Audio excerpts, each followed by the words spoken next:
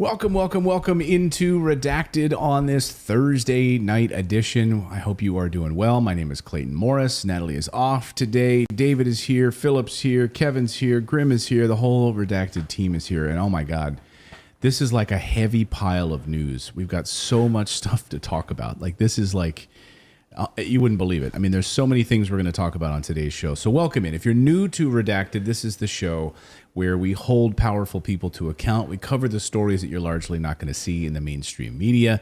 I worked in the mainstream media for 20 years as a news anchor and as a journalist, and I can tell you that there's a lot that you don't see. And so that's what we try to cover here on the show and give you perspectives and context and nuance that you might not see other places. So, David, are you ready to buckle in? We got a busy show. I'm ready. You got your? I'm ready. Do you have your news pants on? I do. Well, yeah, I have my zip up Adidas sweatpants that are like I can rip off at any time. Yeah. It gets too hot in here. If the conversation gets too heated. If it gets too heated, we're all just going to strip down on this Thursday night. Yeah. So we've got a busy show. So let's tell you what's coming up here on the show. We're going to talk, number one, about what's happening in Ukraine. There's a couple of really interesting stories unfolding over the past 24 hours in Ukraine, specifically world leaders going on an apology tour. So we'll talk about that. Plus, Zelensky being thrown under the bus at the same time. So he's both being put out there as target practice, while at the same time, world leaders kissing up to him and also still sending him tons of money. So we'll talk about that piece. Then we've got a huge update on the story we've been covering here for the past few months on the biolabs. What in the world has been going on with these biolabs inside of Ukraine? There's been really interesting pieces of information coming out from both the Pentagon and from Zelensky himself, actually. We're going to show you some unbelievable documents as it relates to these biolabs and information inside of Ukraine about that. And then we have a censorship. We have a censorship segment. And I think, David, it's safe to say that this world is becoming way more, personal speech and freedoms are being clamped down in a way that we haven't seen for decades, perhaps. And it's happening in country after country after country. So what we're going to do is kind of go through like a big country roundup, because there's like four huge censorship stories over the past 24 hours that we want to cover on this show. And as you know, in the YouTube world, I mean, people are being like deplatformed and demonetized and taken down left and right if people don't, if their speech doesn't align with what people want, right? Yes, and I will get into that because I have some information on that. So I'm ready to talk about that story. Good. And we're also going to talk about Justin Trudeau. What's interesting happening in the Canadian Parliament overnight. So we'll talk about the very latest on censorship and internet freedom in Canada, and plus the refugee update in the United Kingdom. There's so many pieces of this story today. So we've spent the last 10 hours putting a good show together for you. So all I ask of you is to buckle up and get ready to watch our show, because Redacted starts right now.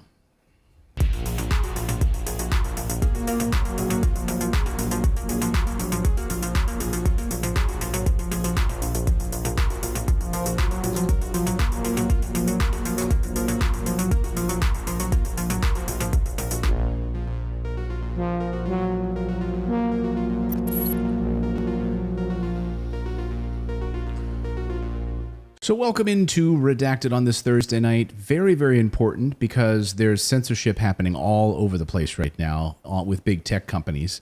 They're in collusion with your federal government. We're going to actually show you some evidence of that tonight. So it's very, very important. We built an entirely separate website that's totally separate from YouTube. It's not tied to any major tech company. It's our own place where we want you to go and just sign up and become a member. You can become a member for free. That way you have access to our exclusive content over there when we publish members-only content and videos. We also provide things a day early. If you sign up, you can become a member for free. But if you want to support the channel, you can also do that for I think it's like $4 a month or something, right, David, for the cheapest plan? Yes, and you can, for as little as, because you can kind of name your own price. So if you're somebody who, you have a little bit more than $4, you can set it to $10 or you can set it to $15. But it really does help support the channel and the work that we do here. And because there is going to come a time, and we'll get into the censorship story here in a little bit, where we might not be able to say anything on this channel, and we'll have to move to another platform. So it's very important that we start doing that now instead of rushing around when we do finally get deplatformed, because I feel like it's inevitable at this point. Yeah, I think all of it, unless you're doing like kids slime videos, like, you're up against it right now. So anyway, redacted.inc. It's not redacted.com. It's redacted.inc is our website. So please go over there. And one more little small ask before we get started is very, very important, especially if you're watching us on YouTube. Just tap that like button. If you're watching us on an Apple TV or you're watching us on a Roku or wherever, you can flip up the screen a little bit and just tap the like button. Or if you're on your iPhone or Android device, just, again, smash the like button. What it does is it sends us out further in the YouTube algorithm, so we reach a larger audience. They push us out while we're live, and that's very, very important to be able to get this information out. So anything that you can do in that regard. And I'd actually be curious, how many of you watch us on like your television? I know so many people tell me that they watch us actually on their big screen TV, which is pretty cool. So that's the only way I watch, actually. Like any YouTube show that I watch, I only watch on my big screen TV, because that's just for me, it's a better experience. I'm very rarely on my phone watching content. Yeah, me too. I've kind of switched. Back in the day on YouTube, it was like always watching videos on my phone. Now I'm watching it always on my TV, like in my office or whatever. I put it on YouTube, and I play my favorite shows. So in that app, you can flick up the screen. If you're using an Apple TV or a Roku, you can just slide up the little thing, and there's a little thumbs up, and you can press it right on your remote. So please do that. It helps the show. That's all we ask. We're going to give you a great show. I'm just asking for a little flick of a button. That's all I'm asking. Okay, so let's get started with the big show tonight, and we're going to start in Ukraine. And things are not going well in Ukraine. As we've been covering here on the show, there's a fracturing of the fake relationship between Vladimir Putin and Vladimir Zelensky and President Biden. It's like a trio. You can't keep them all, keep track of them, all of them.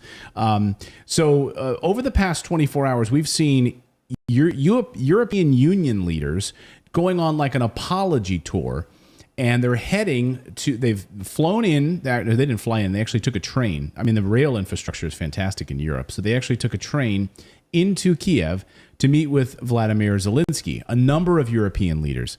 And as Reuters is reporting this afternoon, EU leaders visit Ukraine after criticism and offer European hope. Now, this criticism, remember, they got in sort of like a shouting match back and forth.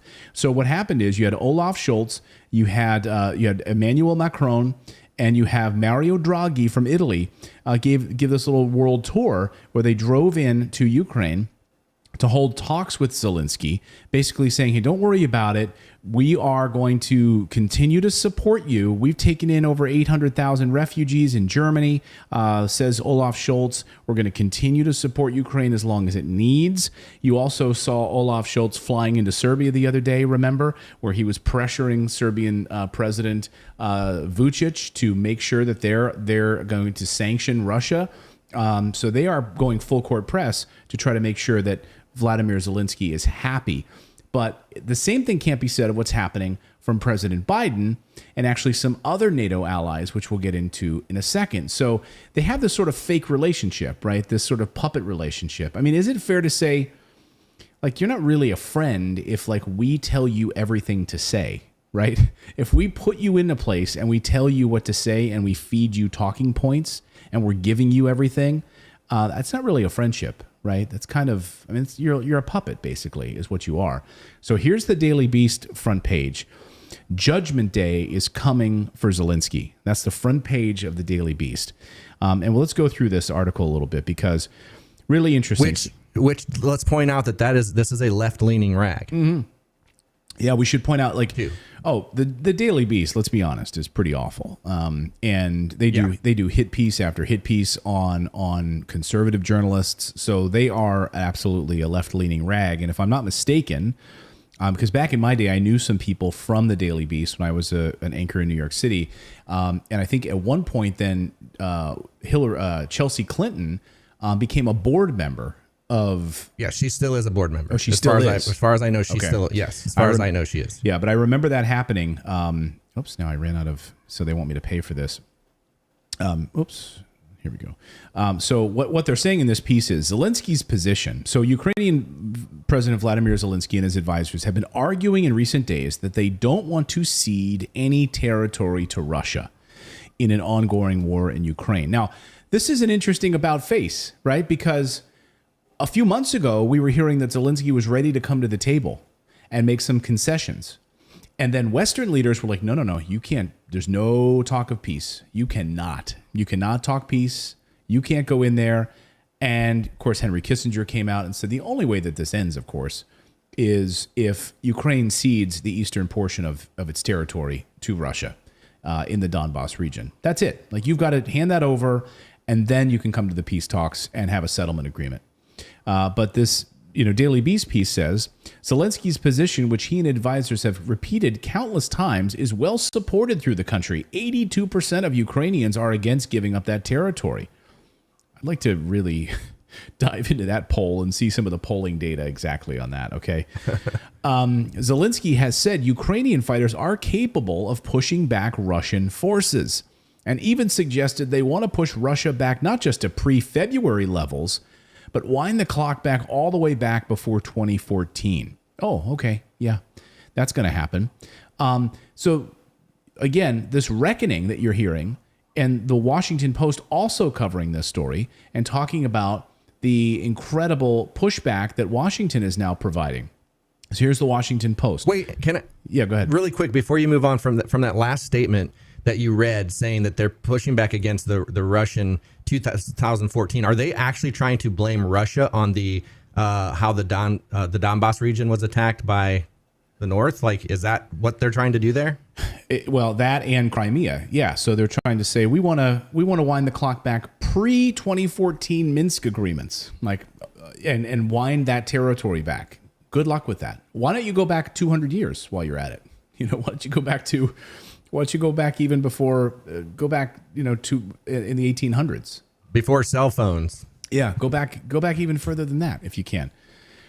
So they are right now facing this new reality where Zelensky, he's going to be back at the negotiating table. And so they say in this piece, Zelensky knows it's not a matter of when, not if, he'll be back at the negotiating table. And said last week he thinks this war will be decided on the battlefield. But eventually, admitted eventually he will be trying to make a deal once more. He says victory must be achieved on the battlefield. Okay, so that's what he's saying now, but it seems odd because a few months ago, he was ready to negotiate and have a negotiated settlement, and Western leaders said, you better not. And Boris Johnson, remember, flew in to make sure that there was no peace. Why? Of course it's money. It's, of course, the military-industrial complex. So here's the Washington Post article. Put this back up on the screen if you'd be so kind. Sorry, it was the previous one that we kind of stepped on. It was the one before. There we go. For some in NATO, it'd be better for the Ukrainians to keep fighting and dying than to achieve a peace, right? That was the Washington Post piece, and that's sort of the NATO framing of it. It's better for the Ukrainians to keep fighting and dying than to achieve a peace. We know that's the case. We know that's what they want. We know that they want to use Ukraine as as just a proxy battlefield and the total destruction of Ukraine. Noam Chomsky, of course, has said there's two ways that this ends. Either Ukraine is totally destroyed, or there's a settlement and an agreement with Russia. Because as Scott Ritter, I sat down with Scott Ritter in an interview that's going to air in a few days, and one of the things he says is this is absolutely going to end badly. We have been watching every detail of their communications. We've been involved actively in battlefield coordination. So this idea that we don't know what's going on or don't have a coordination with the Ukrainians is absolutely absurd. And we control everything. Watch this. You're 100% right. It's more than that. We have a hand in glove relationship with their intelligence services. CIA has had one of the largest stations in Kiev, because it wasn't just about being in Ukraine. It's about using Ukraine as a window into Russia. The interactivity between Ukraine and Russia was immense, and so we had our CIA office there, and they were literally using their post in Kiev to spy on Russia. So it's a massive effort. And then we got involved in what's called information operations or information warfare, where we work with the Ukrainian intelligence services to shape public perception by, disseminating misinformation, lies, sometimes disseminating the truth. It's not always. Russia's not perfect. Russia makes mistakes, and sometimes, it's used to take these mistakes and bring them to light. But we had been working with the Ukrainian intelligence services hand in glove for many years prior to this, trying to spin what was going on in Donbass, trying to spin the Crimea, et cetera. So when this conflict started, we already had in place a gigantic machine where the CIA is working with the Ukrainians to spin this data. And the one thing about spinmeisters is they have to know what their objective is, which means they have to know what reality is. So the CIA knows exactly what the truth is on the ground. Their job is now to shape perception so that the truth is either highlighted where it needs to be highlighted or suppressed where it needs to be suppressed. So we have absolute insight into the thinking of the Ukrainian government via our connections with the intelligence service. Yeah. So we know exactly what's going on there, and we've been absolutely working with them hand in glove for years, going back, even prior to 2014. So the only way this ends is with the total destruction of Ukraine or a peace agreement where Ukraine gives up the eastern belt of the country. Now, I sat down with Kevork Almasian, who's a journalist who's been in the Donbass region, and he says Russia just needs that eastern belt section, and it's absolutely game over. And we can stop talking about this being an endless battle, and we're going to push back pre-2014 levels. It's a joke. Listen to what Kevork has to say about this. First of all, Russia is not going to lose this war. And anyone who says Ukraine is winning, they don't know anything about the war. They don't read maps. If you check the map of the control over Ukraine, you know how Russia is grabbing the land in order to turn Ukraine into an inland. So it will deprive Ukraine from its geopolitical importance. Russia doesn't need to occupy Ukraine. They just need to occupy from Donetsk, the Donbass region, okay, all to Mariupol and all the way to Odessa. Just the belt. And when they do that, Ukraine is irrelevant. They will lose their geopolitical importance, and they will lose the wheat. And this is very important. The food security that we were talking about.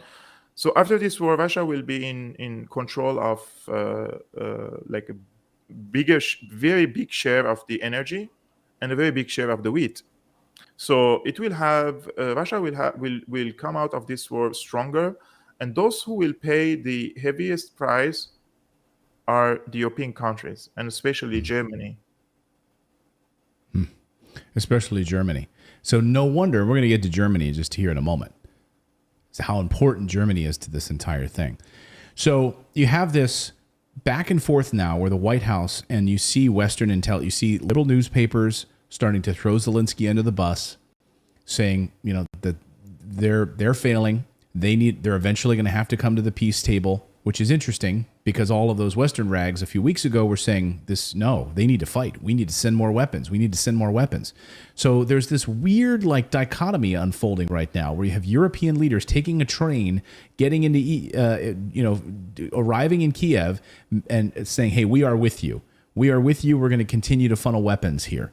So here's the Biden. Well, and one thing too, really quick, is just people need to understand that everybody calls it a Russian attack on Ukraine. Understand that if Russia would have actually wanted to attack Ukraine, they could level Ukraine.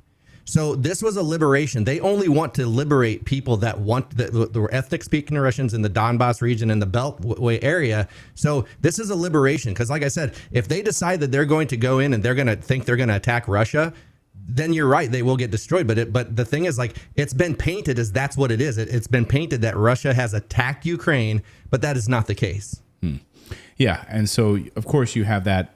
Russia calls it a special operation, and there's of course the debate in the Western media. Where did this begin? Of course, if you go back to 2014, that's where it started. So the White House today, once again, here's a statement from President Biden, calling for the additional support for Ukraine. So let me just read through this. This morning I spoke with President Zelensky to discuss Russia's brutal and ongoing war against Ukraine. I reaffirmed my commitment that the United States will stand by Ukraine as it defends its democracy and supports its sovereignty and territorial integrity. So now they're going back on this once again to remind us all. And it says, I informed Zelensky that the United States is providing another $1 billion in security assistance for Ukraine, including additional artillery and coastal defense weapons and ammunition for artillery and rocket systems. Now, Scott Ritter said here on the show the other day, if they're asking for all of these additional things, that means they are out of those things. If they need additional artillery, that means that people died manning those artillery stations, 4 or 5 individuals that were shot and killed and destroyed, and now they need additional artillery. It is not going well for them. And the Deputy Defense Secretary, Kathleen Hicks, also yesterday, she was at a tech event. She was interviewed about this, and she says, we're prepared to fund the war basically forever. This is Kathleen Hicks here. She says, Ukraine will survive, and the U.S. is preparing to arm it for years, says Kathleen Hicks. Are you ready? I mean, are you guys ready at home to be arming Ukraine for years? When the only way that this ends is a settlement. Like you already talked about and clarified that there's no accounting for where any of this stuff goes. So we don't know where the money's gone. We don't know where the weapons are actually going to end up or where they're going. Like there's the word on the street is they end up all over Europe and possibly in other bad hands. So there's no accounting. There's no trail. I mean, that's what Rand Paul was trying to get added to that bill was some kind of accounting. But we'll probably never know where any of this has gone. The over 54 billion now, all these weapons. No, as we've covered here on the insane. show, yeah, I mean, we've talked about the black market that has now emerged. So there's a very robust black market for selling American weapons. We showed you the websites. We showed you, it's like an eBay for the dark web where you can actually go and buy our Javelin missiles if you want. $30,000 starting bid for one of our Javelin missiles that we just sent them for free. $30,000 starting bid. Just to buy some of those. And then not to mention Stingers and other weapons and heavy weapons and guns and ammunition and everything else. So take my laptop if you would here, Philip, because the deputy here again, here's what she said. The deputy defense secretary, she says, I think we can assure ourselves today that there will be a country called Ukraine. It will be a sovereign country, and that country will have a military that will need to defend it. And also, as we look ahead, we're thinking through what are the kind of capabilities that the Ukrainians need to protect themselves over the long term. So what does that mean, right? I mean, because we just announced an additional long-range artillery, helicopters, heavy weapons to Ukraine as part of that $700 million arms package. But we're looking now 5, 10 years, or 20 years in the future. So as Americans can't pay their bills, you can't buy food, you can't pay for gas, we're looking 20 years into the future. Like that's how far the Pentagon is thinking about Ukraine right now. And so, again, this... Well, it's just another money funnel for like Afghanistan. They're like, Afghanistan's gone. Where can we funnel money? Oh, we were already funneling money into those labs. Let's just do Ukraine. They're a corrupt government. We can probably do some good stuff there. Yeah, I mean, and we predicted this, didn't we, on the show? I mean... We knew that this is exactly what a proxy war is, right? It's we're going to carry out an endless war against Russia. Our goal is to sort of grind down Russia so that they are sort of squeezed into submission over 10, 20 years. That's a new form of a Cold War that we want with Vladimir Putin. It's I don't know working. though. Like when Philip brought up that point, like at what point does it become no longer a proxy war? Because we're providing the weapons. Some U.S. soldiers actually got captured by Russian soldiers the other day. Yeah.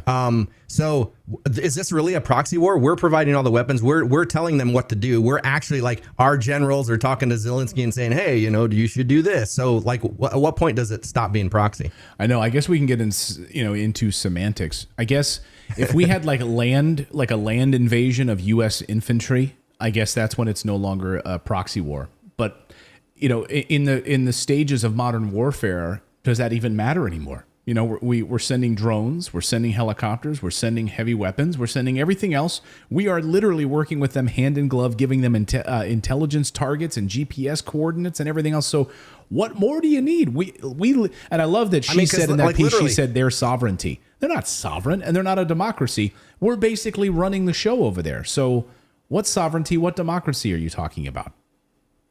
And it's like if a United States bomb hits a Russian target, right? The bomb that Zelensky had and he shot, he didn't even pay for it because we've sent him that for free. So isn't that still our bomb being shot at them? So it's like we're still in there because would it be different if Zelensky actually purchased the bomb? Like, okay, so they purchased it. Now Ukraine owns it. So technically it's not a U.S. bomb at that point, but they haven't purchased anything. Well, no, and a lot of it, if they have, it's done on debt, right? So they're actually in debt now to the United States, and so they're in debt to the United States to buy weapons, to have money, extra money funneled into that country.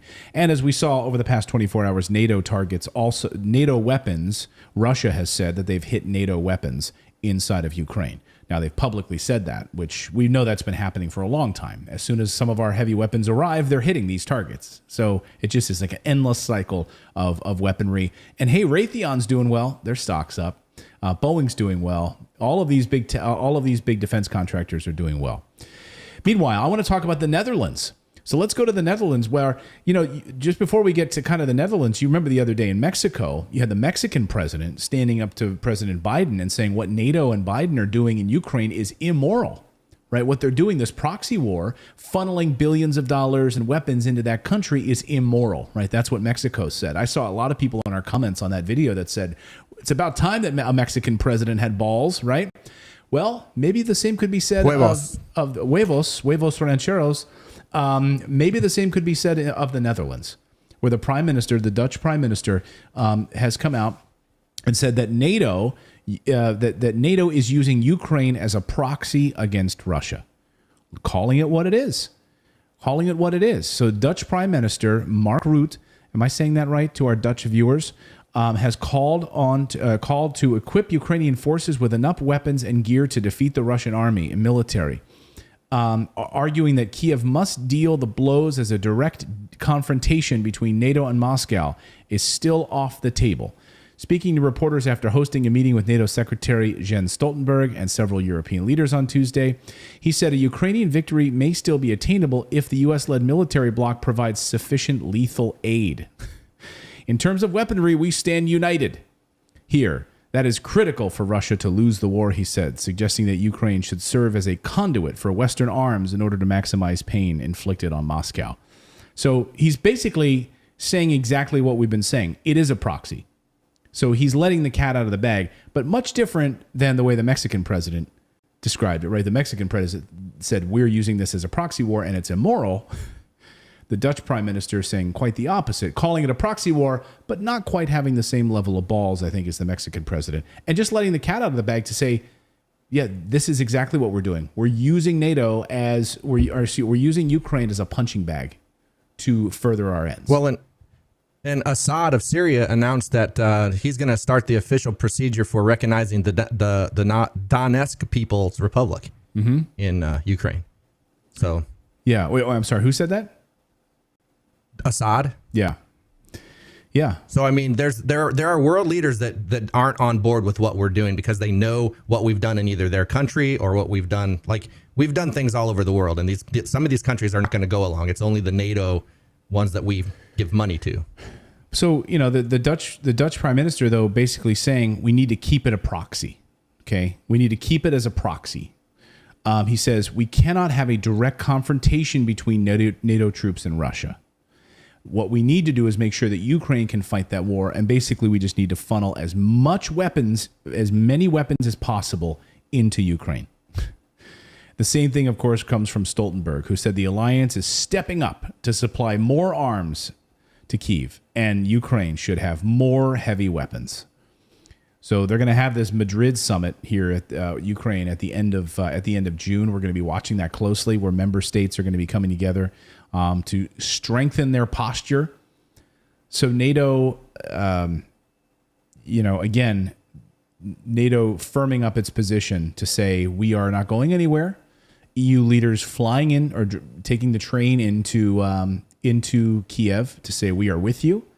We are going to provide more money, more weapons, and this is just an endless cycle. Endless cycle. Unbelievable. Well, if I can pop in real quick. So, and it's kind of what I made the point like a couple of weeks ago, and David just referred to it. But it isn't necessarily semantics exactly that what it's not really a proxy war, because one of the people that would be engaged in that proxy war is actually active combatants. So because it's Russia in Ukraine, and we're backing Ukraine, like we're using Ukraine as that proxy, but it's not necessarily a proxy war because Russia's actually there, which is the point where if we actually actively start taking place, it becomes just a war. So there's not that second degree of separation on Russia's side that there is on the U.S. side.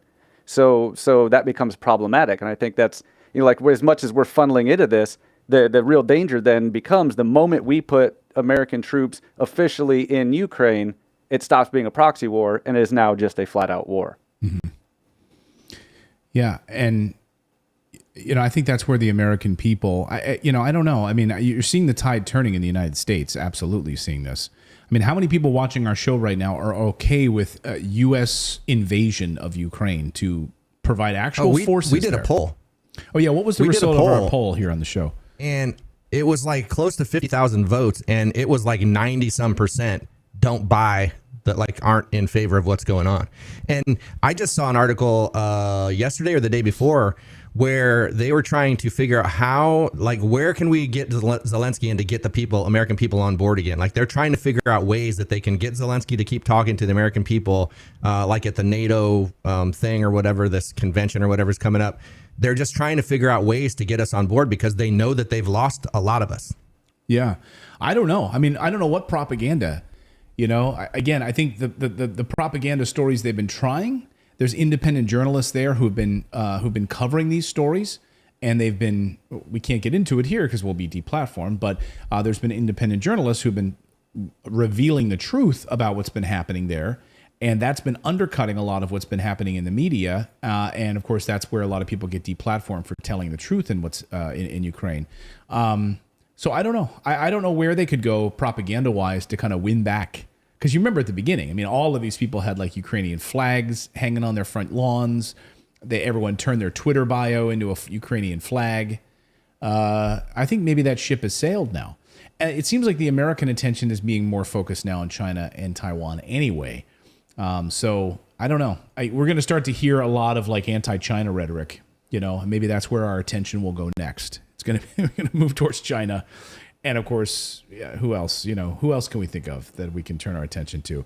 And this all ties into your story of censorship that we're going to be talking about, and how important it is that we fight that because of what's coming. Because had we not had independent journalists during this time on Twitter and all these places, we would not know what's going on in Ukraine, and they would be able to control the narrative. And that's what they're afraid of. They know they lost this narrative. They lost the narrative during the pandemic. They've lost several narratives now. And so that is why the censorship is coming. Yeah, that's right. Yeah, that's right. And I should say, we're going to move on because I want to talk about what's happening with these biolabs in Ukraine.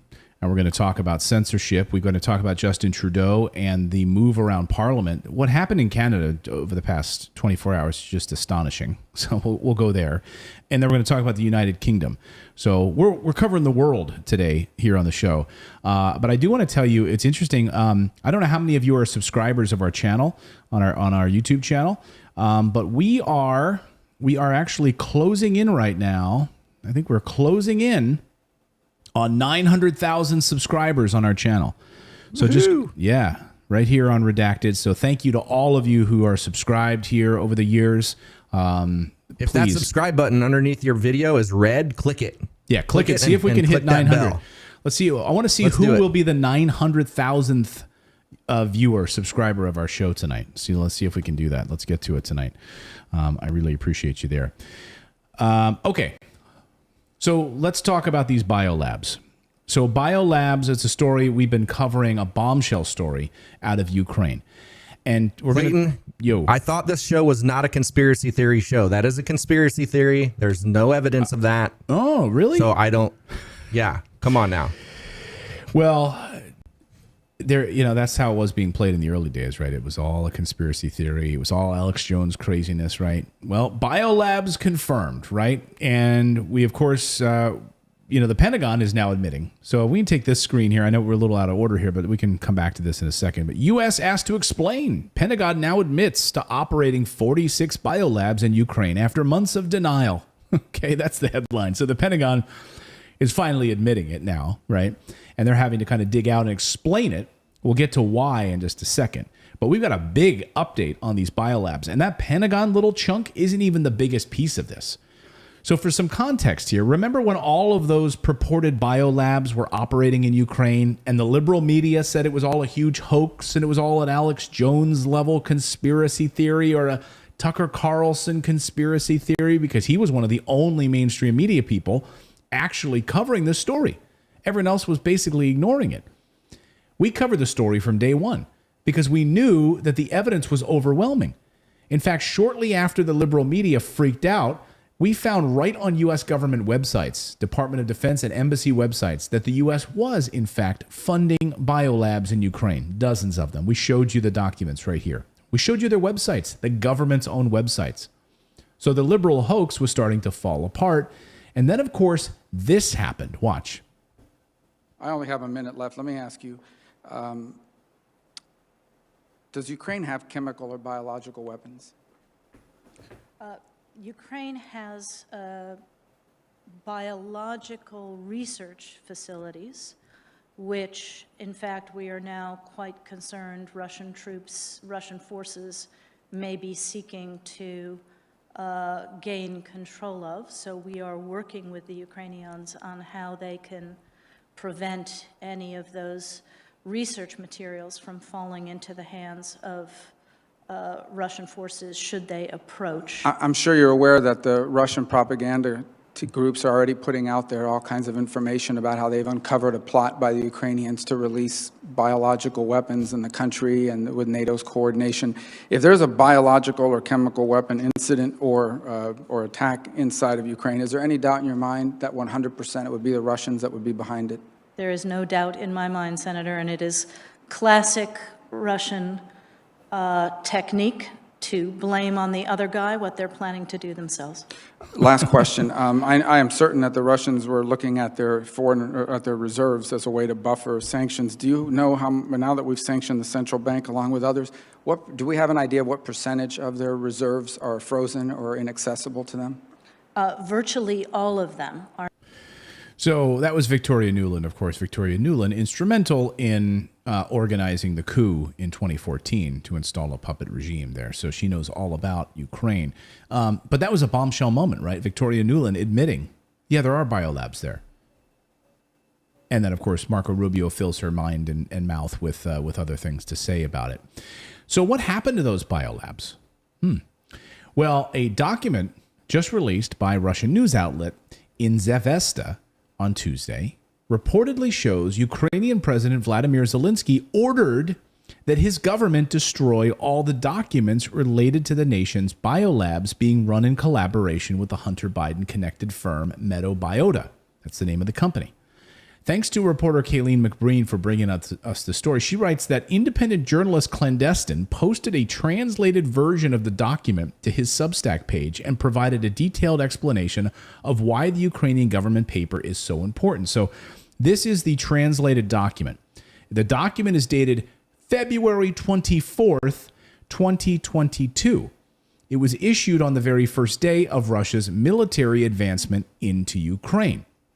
That's what the translated document said. The letter stated, quote, the Ministry of Defense of Ukraine, with the participation of the Security Service of Ukraine in connection with the conduct of martial law in Ukraine from February 24th, 2022, in accordance with the decree of the President of Ukraine, organized the devastation and the destruction of personal files of servicemen, employees, and staff of the state institution, the Center for Public Health of the Ministry of Health of Ukraine, the Ukrainian Research Anti-Plague Institute, the Mekhanov of the Ministry of Health of Ukraine. It goes on.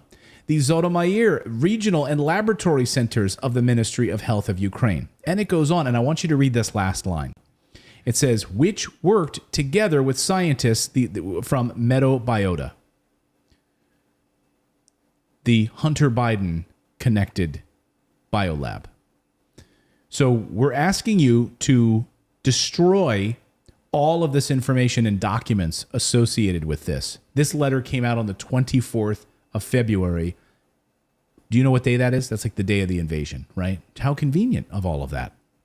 I mean, it's absolutely stunning. What's even more amazing is that as American media started to cover the invasion that day, right, it was wall-to-wall coverage, right? Because, you know, CNN's ratings were in the absolute toilet. Other mainstream media channels' ratings were in the toilet. NBC's Today Show did wall-to-wall coverage of it. And NBC that morning, this is unbelievable, okay? NBC that morning on the Today Show may have accidentally aired the footage of all of those paper documents being burned as ordered by Zelensky. So watch this report from NBC News. We're back at 7:30 with the sights and sounds of war. Something unfathomable. Russian helicopters attacking targets in Ukraine this morning. Ukrainian forces firing back. This is the most significant fighting in Europe since World War II. And of course, that's our top story. President Biden set to. Okay, so then they go to a reporter. So I'm going to go a little bit further here. Now she's reporting. Okay, there's this Erin McLaughlin there. She's in Kyiv, and then so she starts talking. Land and sea in the small hours of the morning here in the capital. People were woken up to the sounds of explosions, followed by sirens, a number of missiles. Okay, so she's standing in front of this burning. Now that looks like a burning building, right? From afar, you think, oh, like that. Oh, yeah, clearly there's the signs of war right there, right? Now look closer at the building. It's not hit at all. There's no damage at all. This building wasn't hit, and this area wasn't even attacked. Okay, but keep watching, because here's what happened. Have hit a variety of different military installations here in the capital, including the military intelligence headquarters, which is just 4 miles from where I am standing. Now 20 miles. Okay, now look very closely at your screen. The building is totally intact. That, my friends, is not a military attack. What you're seeing there from the capital is the town of Hostomel. What are they doing? Now hearing that Russian helicopters are assaulting the airport. What they're doing is they're throwing bags of paper. They're throwing bags of paper into a fire. So NBC News may have inadvertently actually captured these guys burning the documents. Even Germany's own DW News reported this separately. This strange occurrence at that government building. Here's their tweet and coverage. Uniformed men, uniformed. Does that say uniform or uninformed? Uniformed. Uniformed. Yeah, uniformed. My brain is like uniformed men were seen burning documents out. Look, so you can even see them pulling out filings and paper outside of the Defense Ministry Intelligence headquarters in Kiev. Ukraine said some of its military command centers have been hit by Russian strikes, but this building appears to be intact. And the video proves that it is. These guys are just gingerly walking, clearing out files and throwing them into the fire. You didn't see that in the mainstream media. What's more, now the Pentagon is being forced to come clean about these biolabs by the Chinese.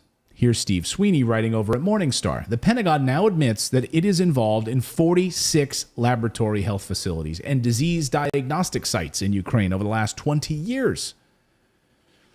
I have a lot of questions. But I'm sure there's absolutely no gain of function research going on there. Absolutely none, because that's like unethical. Totally unethical. Unethical. Because, well, we now know you're right about that, actually. I have a lot of questions. And President Biden certainly has some explaining to do. Like, how in the world were President Biden and the Department of Defense able to begin research on COVID-19 in Ukraine 3 months before the virus outbreak was made public? Yeah, see, this is where people are like, oh, that's a conspiracy theory. No. No, we have the proof. We just showed you the proof. We have the government documents. I bring this up all the time, and there's an article in 2017 where Fauci told Donald Trump that not that there may be, not that it's highly likely, but there would be a pandemic during his presidency. He was confident there would be. That's how he stated it. And having now going back and knowing what we know, like, well, can you draw any other conclusion? Well, I've covered in videos here on the channel about the World Economic Forum. They literally had a meeting about this. They knew, they had planned and literally had this written in stone and planned in August of 2019. Remember December 2019? That's when we first heard about COVID, right? So how are you having a meeting about this in August? How 3 months earlier were you literally finding, this information and research? You're actually studying COVID-19 in Ukraine 3 months before the virus outbreak. How then are you asking people to burn documents from a government decree from Vladimir Zelensky? We have the documents now. Like, it's there, guys.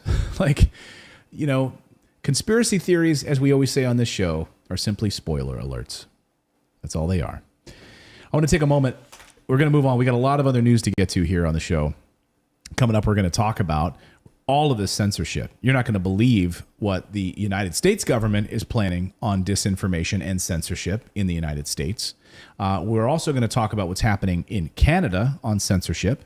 We're going to talk about what's happening in Japan on censorship and Germany. So, buckle your seatbelts, guys. Censorship and disinformation campaigns are literally taking front and center for your internet days. The internet is probably going to be permanently altered going forward. We're also going to talk about refugees.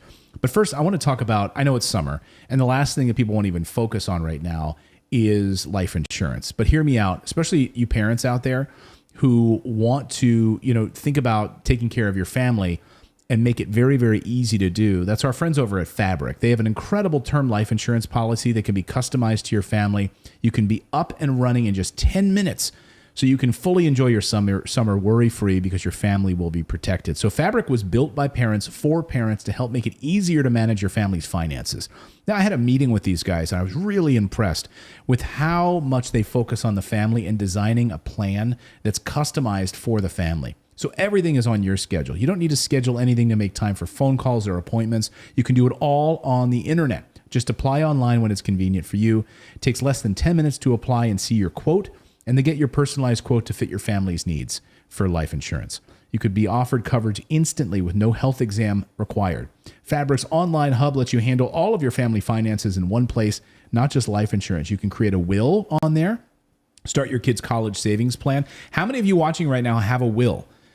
So many people make the mistake of not having a will. Look, I used to, I'm a real estate investor, so I understand what happens when people don't take care of these things. And then the property that you have or the things you own end up going through probate court and go to a judge. Do you want a judge handling who gets your property in the event that you're not around anymore? No, you do not.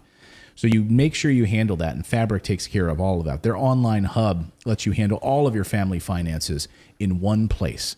All right there. So go to their website right now. Just watch their video and apply. After the show, we'll have a link in the description so you can check it out. Protect your family's financial future with Fabric. Apply today and in just 10 minutes at meetfabric.com/redacted. So the website is MEET Fabric. MEET meetfabric.com/redacted. So you have to use that URL so you can apply in just 10 minutes. Fabric Insurance Agency policies issued by Vantis Life. They're not available in New York and Montana. Prices subject to underwriting and health questions. That's meetfabric.com/redacted. Our thanks to them for supporting the show. So I'm probably going to get that and use it because my current will just says that everybody at my funeral gets a taser and the last man standing gets my stuff. I probably need to update that. Yeah, you probably got to update that. Is that really what yours says? You probably, according to Facebook, yes. That's what it says. Like, that's what you just put it. And actually, that counts. That's like a legally binding will. Like, if you put that out on Facebook and like, well, this is the only evidence we could find that David's last will and testament is here on Facebook. Yeah, because it says my last will and testament, and then it says everybody gets a taser, and the last man standing gets my stuff. Oh man! But the best part about that is I know how to get into his house. So by the time it comes to tasers, I'll be long gone. Oh yeah, you'll have all of this stuff. You'd have all of this shit. Exactly. All right, we got more news to get to here. We're going to talk about a number of big stories, but at first I want you to make sure you're all subscribed as we're closing in on 10,000. We're closing in on, we got a few. No live math, Clayton. No live math. Yeah, I can't do math live like that. That's the rule. Yeah. So, anyway, we are working on it. All right, let's talk about disinformation and let's talk about censorship. And we've got a whole lot to get to on the censorship front today. There's a lot of different countries that are screwing with you, and they're trying to make sure that you don't have a voice on the internet. So while you were out there worried about paying more for gasoline and putting food on your table, the White House continues to press forward with increased censorship against speech it doesn't like, while at the same time spending your taxpayer dollars on speech that it does like. So yeah, it's if you needed me to unpack that a little bit, it's taking your tax dollars and it's actually funneling it out to institutions and governments that it likes their speech and providers of speech in other countries and in the United States. Might even be exact opposite of what your speech is. They're using your tax dollars to do that. We'll get there in a second. More on that in a second. But first, the White House is trying to push big tech companies to censor voices that it doesn't like by labeling it as disinformation. So there was a big Axios event yesterday. And I love when these news organizations pretend to be fair and independent. And then, Axios particularly is like brought to you by Raytheon, sponsored by Chevron. So Axios held an event yesterday with the White House in a conversation on battling misinformation. This is an Axios panel on battling misinformation. And White House National Climate Advisor Gina McCarthy decided to jump online, and she was there to talk about how she plans to jump in and fight misinformation and disinformation. Listen to the climate czar under President Biden. We have to get tighter. We have to get better at communicating. And frankly, the tech companies have to stop allowing specific individuals over and over again to spread disinformation. That's what the fossil fuel companies pay for. That's what folks who make money out of fossil fuels and don't make money and don't care about saving consumers' costs. That's what they do. We have to be smarter than that, and we need the tech companies to really jump in. All right, so I'm going to keep the screen up for. Oh, sorry. Can you go back to that screen?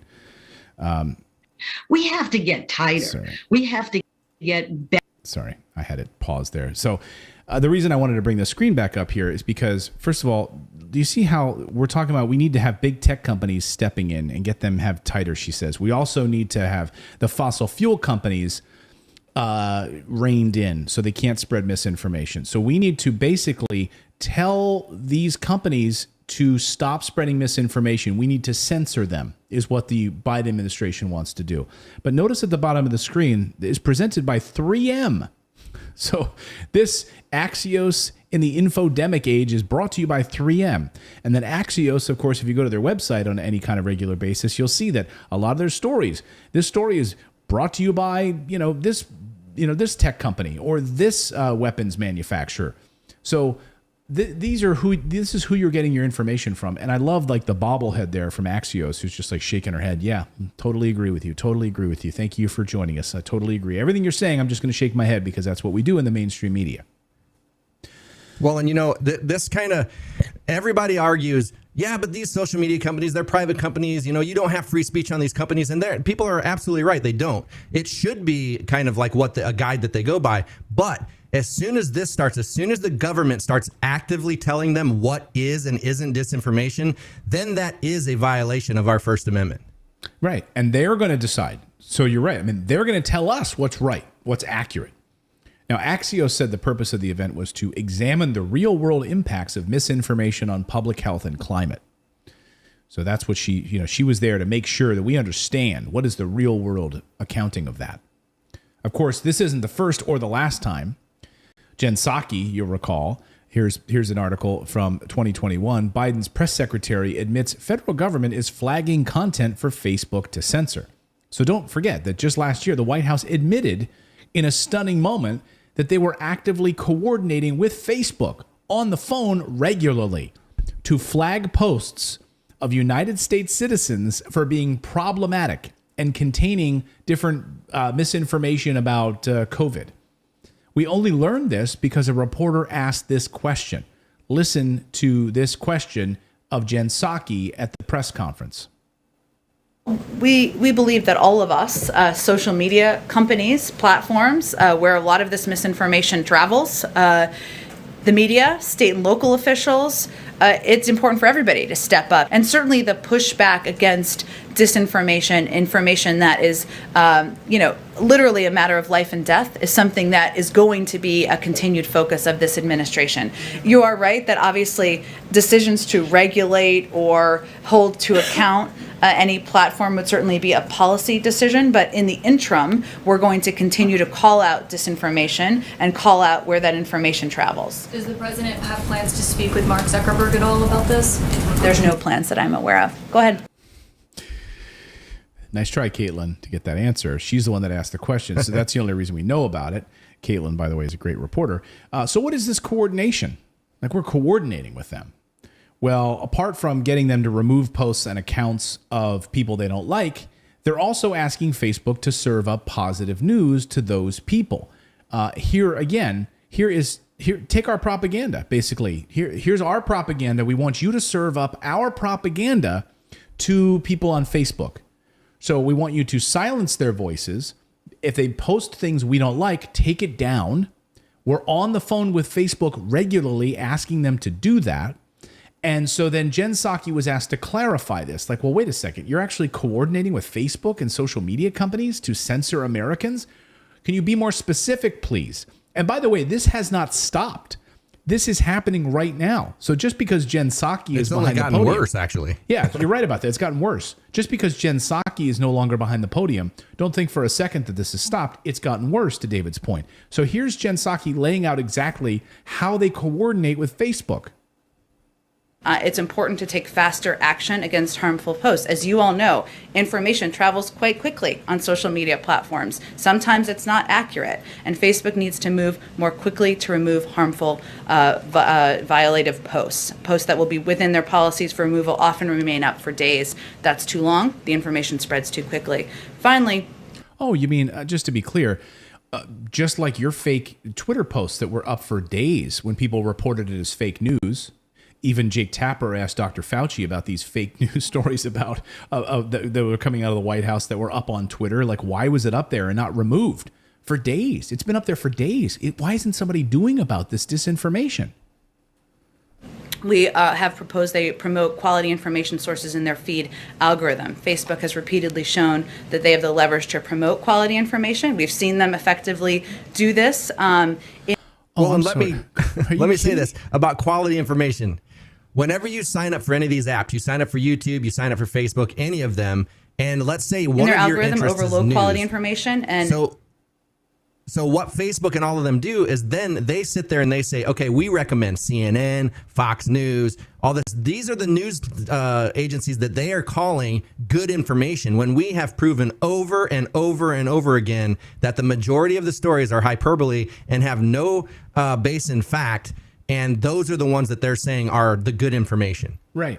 Yeah. Who are the good information ones? The people in this White House press briefing room, right? The people we invite to be here, right? And so those are the state funded, basically government funded news organizations. Like, you know, that's who we want you to share information with.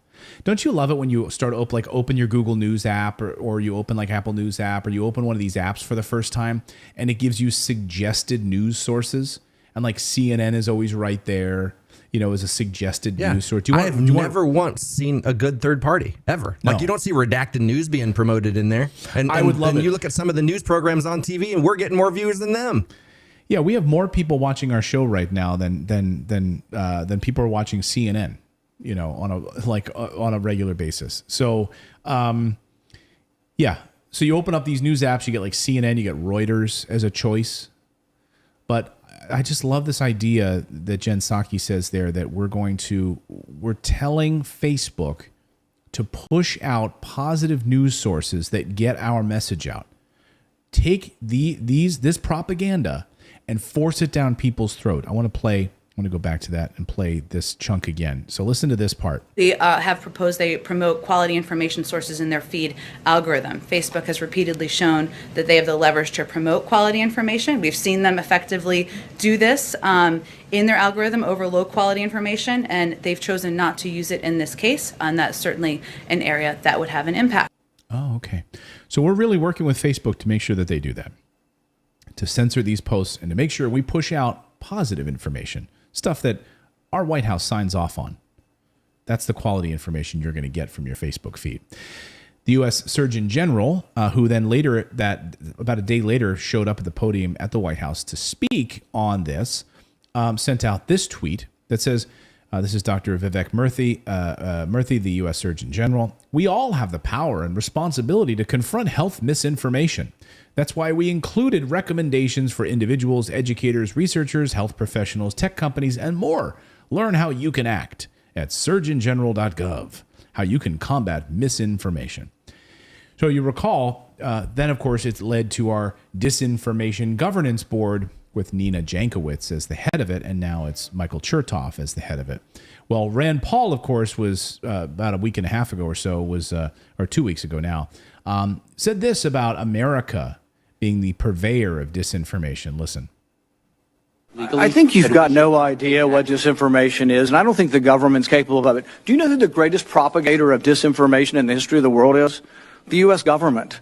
Are you familiar with McNamara, the Pentagon Papers? Are you familiar with George W. Bush and the weapons of mass destruction? Are you familiar with Iran-Contra?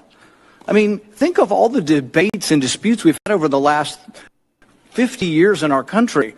We work them out by debating them. We don't work them out by the government being the arbiter. I don't want you guardrails. I want you to have nothing to do with speech. You think we can't determine, speech by traffickers is disinformation? You think the American people are so stupid they need you to tell them what the truth is? You can't even admit what the truth is with the Steele dossier. I don't trust government to figure out what the truth is. Government is largely disseminating disinformation. Such a great moment. It might be like the best 1 minute I've seen in years, like what he just said there. Yeah, that's like, what was that? The newsroom? Like that just overtook the newsroom with Jeff Daniels, that whole speech. And you know what's difficult is actually even to find that clip. Like, we have that clip saved in our archive because you cannot find it. Like the internet, like YouTube has like pulled it down. It's very difficult to find. If you find it, it's like some mashed up version of it. It's very difficult to find that. Oh, wow. So, yeah, it's been hard to even find that clip. Maybe it's easier to find now. You can get it on C-SPAN or something, but we couldn't find it on C-SPAN. We couldn't find it's amazing, like, to try to find that stuff. Anyway, not only is the United States government pushing an information agenda in the United States by censoring voices they don't like, now they're doing this very same thing to Russian citizens. I want you to take a look at this story. Just give me a second here to pull this up. So this story moved across the wires today. U.S. increases funding to help Russians access U.S. state-funded media. It was in a Reuters report, and Dave DeCamp took it down here and wrote about it. But it says the U.S. is funding firms that build virtual private networks. So I want you to wrap your head around this for a second.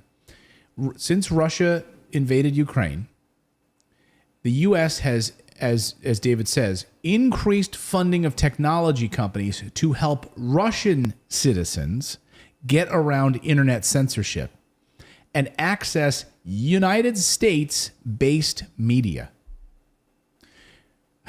according to Reuters. The effort is focused on financing 3 companies in particular. So your tax dollars, the United States government gave to 3 tech companies to help Russians get information from American media sources. Do you follow the money trail? Your money went to the U.S. government. The U.S. government then took it, gave it to tech companies that could help Russians watch our version of CNN. Like, this is what they're spending your taxpayer dollars on.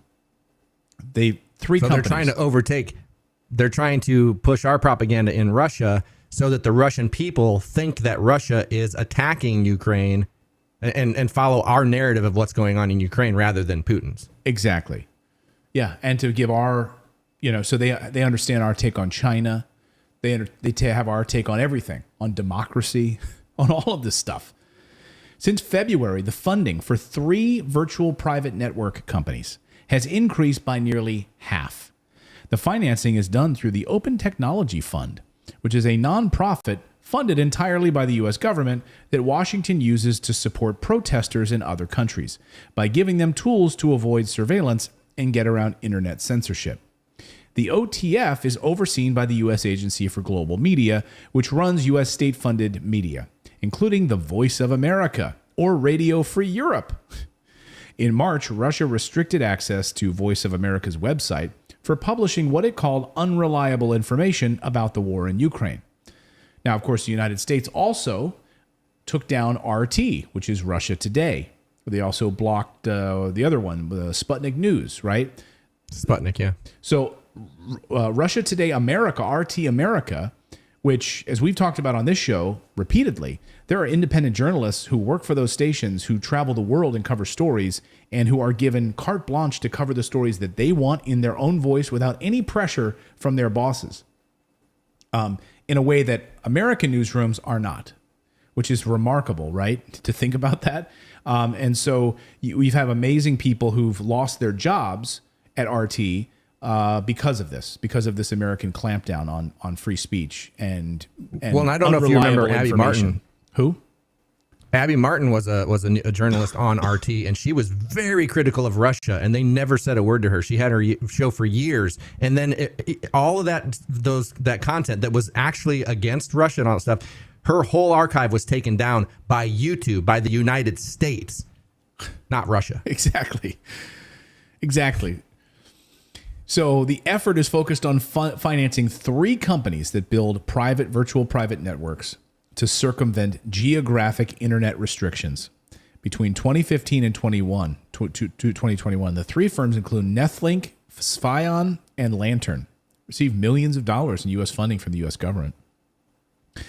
But through the VPNs funded by the U.S. government, Russians are still able to access Voice of America and other U.S. state-funded media outlets. So we're doing our job, getting them American information. The Reuters report said that VPN usage in Russia has significantly increased since the war started, and Russia added internet restrictions. The report said that posters advertising these and other government-backed VPNs started appearing in Moscow once the war started. One poster contained a QR code that opened the link to the VPN, which would take users to a series of news headlines from the U.S. state-funded media. The very same people that Rand Paul just talked about are the biggest purveyors of disinformation in the world. So, brought to you by Pfizer. Exactly. So if you ever wondered, yeah, you sit on a throne of lies. Exactly. The CIA published instructions in Russian on its social media accounts on how to access its site on the dark web to contact the agency. The idea is for the CIA to get in touch with Russians against the war in Ukraine. This is how your tax dollars hard at work funding information campaigns inside of Russia. And how much do you want to bet that is no part of the $59 billion? Like, that's an additional, like, when we talk about the money that's going over to these campaigns and they come out with a bill that's like, yes, it's $40 billion that's going over there. They're not telling you about the other billions and millions and things that sneak over there in all these other different ways. Oh, no, of course. This is all, that's my question. So we just, earlier in the show, we talked about President Biden getting on the phone and calling Zelensky and telling him we're going to send you another $1 billion. Well, then why the hell did you have a vote on the $40 billion? Like, why even bother? Why not? You can just do it at carte blanche. You can just literally reach into the kitty and you can increase your own defense budget. You can just sign additional bills and send it over. Why do you need to go to Congress for that crap? Yeah. Do you see that video of Zelensky at Western Union? He couldn't get the number right. So he was like calling Biden back, like, what's the 3-digit number you gave me? He's like, I don't remember. It's like, he couldn't get it. He couldn't get the billion because Western Union was holding up because of that code. But like, what's my CVV code? It's on the back of your credit card. It's on the American credit card we gave you, which is an endless supply of money that you can use for anything you want. The Amex Black Card. Oh, my God. But the thing is, I wanted to talk about too is with the censorship thing is, I just saw somebody that was covering Julian Assange and they got a strike. And so it's like they keep moving the goalposts to where we don't even know at this point. And that's why we really like want to push everybody to redacted.inc, the membership site, because we literally do not know from day to day. We walk on eggshells with every single topic that we talk about on this channel because we never know where the goalpost is going to be moved. First, it was the pandemic. Then it was Ukraine. Now it's Julian Assange. We've seen people talking about other things that I can't even say because we could be taken down. So it's like this goalpost keeps getting bigger and bigger and bigger and bigger. And at some point, we will not be able to report news. We will have to either come on here, like talk about cat stories or something like that, because they keep moving the goalposts and there's no end in sight. Yeah, I think maybe on this show we'll just start doing fashion. Like we'll just start talking about we'll just start talking about men's fashion. Wait. Well, Natalie's here, Cat so we fashion. could actually do men and women's fashion. Yeah, cat Ooh, fashion. Dog fashion. and cat fashion. Yeah. I mean, we have dogs. We don't have cats, so it'd be kind of, I'm not getting a cat. No, I hear Grover in the background. He's excited. I mean, about I guess this we can. idea. Yeah, he loves the idea. Grover fashion. There we go. So meanwhile, speaking of censorship, we need to talk about Germany and their unbelievable move to censor voices around the war in Ukraine. Now, you would think that a country that has experience with horrible people doing horrible things, that they would be, doing horrible things to people, would be doing more to shine a light on what's happening in the Donbas region of Ukraine, right? That's all I'm going to say about that on this topic because, we've covered it extensively on our channel before. Alina Lips is a German reporter who moved to the Donbas, specifically Donetsk, last year. Now, she's been witnessing with her own eyes what's been happening there. Of course, it's been hidden by the Western media and covered by independent journalists. Well, she just received some stunning news from the German government about her coverage in Ukraine. This is Alina Lip. Listen to what she has to say about the letter she just received from her German government. My name is Alina Lip. I'm an independent German journalist living in Donetsk. I'm living here for half a year now, telling Germans what is going on in the Donbas region and in Ukraine. And for that, the German authorities now started to persecute me. First they deleted my material in the internet, then they blocked my bank account, blocked the bank account of my father, and yesterday I got this letter from German authorities that they opened now a criminal case against me. So these are the documents, and for Germans the support of the special operation of Russia in Ukraine is already a criminal act, for which you can obviously get 3 years in prison. 3 years in prison. Alina Lip is doing on-the-ground journalism in Donetsk. And so for this crime of journalism, Germany has banned her content, banning her, closed her bank accounts, as well as her father's, by the way. And her father is still in Germany. And they've opened a criminal investigation against her without allowing her to give any testimony in this. And by the way, she's not the only journalist facing this problem. Juan Senmido also tweeted this in response and saying that the German government is fighting against freedom of speech. I'm a free journalist who covers the special operation in Ukraine. He said, they are going to sentence me now to 3 years in prison for telling the truth. Max Blumenthal chimed in on this, writer and journalist, independent journalist, one of the great journalists over at the Gray Zone, said this. Max said, NATO states are not only economically self-sanctioning their own citizens through their proxy war on Russia, they are censoring and persecuting them for speaking out against it. Here, journalist Alina Lip says she faces 3 years in prison for violating German speech codes on the war. Can you believe this? And you would think out of any of the countries that were going to be against what's going on in Ukraine, against Hydra, we'll call them Hydra. Yeah, let's call them Hydra. Good idea. It would be Germany. Right. It would be Germany. Right? You would think that, and we have a few tweets to kind of support that. So here's a first tweet. It says, I think I can remember the Germans censoring and policing speech and media before. Yeah, I think I can remember that too. Here's another tweet. Here's another one on this subject. When your free speech is threatened, you can be assured something very nefarious is happening. Be assured.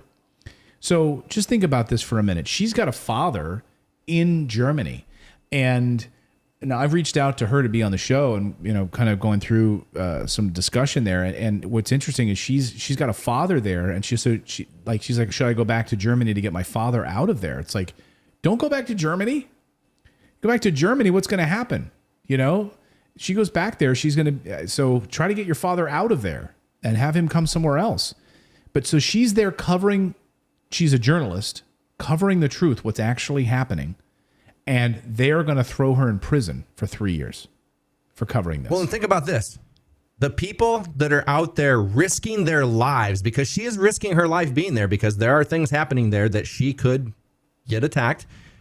But then you have the people that the Biden admin is like, the trustworthy news all sit in their posh little offices and air conditioners and report like they know what's going on. All they're doing is regurgitating what they're told by their puppet masters, where she's actually there witnessing, just like Eva Bartlett and all these other people that you've been interviewing. They are there on the ground seeing exactly what's going on. I'm going to take their word over any of these people in their little posh offices. Yeah, I'll take Eva Bartlett's word over any of these guys. I'll take Vanessa Beeley's word over any of these guys in the AP that are in Washington regurgitating this stuff, or who are embedded with the Ukrainian military, getting a censored version of what's actually happening, or a staged version. And what I find happening. funny is when Eva Bartlett is in there and she's interviewing people and stuff, you'll constantly see that green microphone coming in, which is RT who's on the ground. You never see a CNN mic flag. You never see a Fox News mic flag. You don't see their mic flags in any of this coverage. Mm-hmm. No. But you get that guy from MSNBC. What was that guy that went that reporter, that cameraman who's like, I'm done being a reporter for MSNBC. I'm just going to go to Ukraine and I'm going to fight on the side of Ukraine. I don't remember who that guy was. Oh, jeez, I can't remember his name. Well, if I could say, like, real quick though, like one of the things that's really indicative here is that, so if I were to just, like, I don't know, go downtown Portland and start talking about, like, what I think is going on in Ukraine, I'm never going to get censored. Nothing because I'm not actually going against the propaganda, because they know I'm just making shit up. But it's the fact that they don't go after people who are just making stuff up, because that doesn't really counter the propaganda like they want. What they don't want is people that are there actually giving an actual account of the other side of the story, because that ruins the narrative. So that's why they're going after these people. If you were just like flat out just a quack, they're going to leave you alone. Yeah. No, because in a way, it's words that they're going after. Like, if certain words are said on your show, you get flagged. So it's like, even like, you're right. It is more so the people who are actually telling the truth, but it is kind of a blanket thing where it's like, it's the terminology. They don't care how the context that you're putting around it. It's the terminology. Like, we can't say that N word for the German thing here. Like, I'll call Hydra. So that word gets flagged, even though we put a lot of context around it that is showing that we're not in support of them or whatever. Or we're not, like, saying certain things. But they don't see the context. Yeah, is the problem. No, but I think I agree with you. And Philip, I think you're kind of echoing what we had on that one tweet, which was, if they're doing this to you, then that means they're up to something nefarious. Yeah, when your free speech is threatened, you can be assured something very nefarious is happening. Be assured. Be assured. That's exactly the case. Unbelievable. Please, guys, smash that like button and support our channel, because it's very, very important to make sure that we have independent news sources out there and that we are independent. We are totally independent. Let's talk about Japan. While we're doing our censorship roundup, let's talk about Japan and their crackdown on free speech. It seems like there's a lot of these countries around the world right now, and a lot of these countries who are in World War II, by the way, Germany, Japan, who are forgetting about World War II. They're forgetting maybe what happened during that time. So take a look at the Japan Times this morning. So in Japan, it's now against the law to be mean on the internet. You will go to prison. New law now on the books makes online insults punishable with jail time in Japan. And the entire internet has gone silent in Japan ever since. Well, not, but can you just imagine? Like, literally, people are like, I don't want to do anything. I don't know if that's going to be insulting to somebody. What if I, like, misgender somebody, or I say the wrong pronoun, or what? Who's going to be the arbiter of? Who's going to be the gatekeeper here? The law was just passed. That actually happened to a woman in Finland. She's got 3 years for misgendering somebody. I mean, it's going to happen in the United States. It's just a matter of time. The law was passed on Monday. It gives authorities the power to punish online meanies with a fine up to 300,000. What is the currency in Japan? Philip, you're the yen. Yen, that's right, yen. Yeah, I was going to say yen, but I was going to say yuan. that was China. I was going to say yuan, but no, it's yen. Yeah, 300,000 yen, which is about $2,800 US, plus a maximum of 1 year in jail. And so, how they define these insults? This is amazing. The insults are defined as publicly demeaning someone's social standing without referring to specific facts about them or a specific action. So you can say. So can you say something like if somebody has done something wrong, like a criminal? Can you say factually what they did, and are they just talking about like you can't embellish on it? Right. You could. So you have to say, you have to add the factual part of what they did to make them a thief. Right. You'd have to explain that they actually went into the store and stole purses. You can't just call them a thief and then not have context. Otherwise you will go to prison. So you can say that you don't like that so-and-so did such and such, but you can't say that so-and-so is terrible without context. Sure, So Alex Jones would be in trouble for saying that water's turning the frogs gay. He would be in jail. Yeah, I guess so. If frogs are a protected class, I guess. I mean, I think they should be. But I mean, this is chilling. I mean, this is a chilling hindrance on speech. I mean, this is, again, so we have Germany. We have the United States. We have Japan, making sure that, like they're trying to make the internet polite, right? But this is clearly a hindrance on free speech. And again, I always come back to who are the gatekeepers in these situations? Who are the people that are actually deciding what is polite and what is mean? Well, then let me ask you this. Can you go up to somebody on the streets in Japan face to face and say, hey, and like, do you have to be factual in that instance as well? Or is it only online? Because do they ever have people get in fights over misunderstandings in Japan? Or is it just like, it's like a perfect society? They just had this little swath of people that were on the internet attacking people. I don't know. I mean, I guess it's just on the internet. Like that's what it is.